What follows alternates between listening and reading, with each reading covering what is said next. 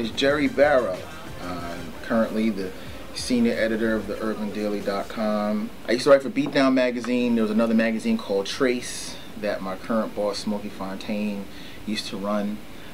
Used to write for free, just trying to get my name out there. My first published clip in the Source magazine was Eminem's Mic Check. I actually became the music editor at the Source several years later. And after I left the Source, I went to run a magazine called Scratch, which was dedicated to hip-hop producers and DJs.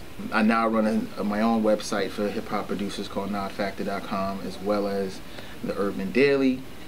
So the label situation now, it's interesting because it still has value, obviously, because some people, you can't do everything by yourself, and there's some doors that, you know, being affiliated with a larger company will definitely get you. But the internet, there's so much transparency now. I mean, it's if someone likes your stuff, you're gonna know immediately. If you put up for download and only 5 people download it, there's no demand for your product. If 100,000 people download it, there's demand for your product. On the same note, there's no filter.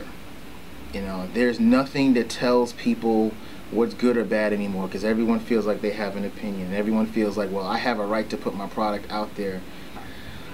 If I had to think about in recent times who reinvented hip-hop, I'd have to definitely tip my hat to Kanye West, only because right now he's a bridge between what I grew up listening to and what's hot now. I like the fact that Hood to Hood is a grassroots, local driven effort, because if you can't say that you're going to be a nationally selling artist if you can't get the people in your own neighborhood to embrace your music.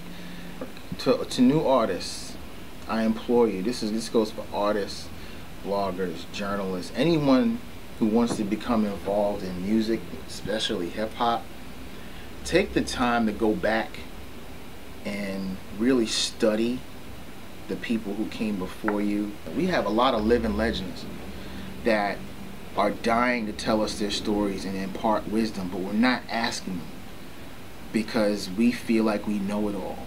Anyone who is serious about being an MC to come out to Hood, if for nothing else to get honest criticism.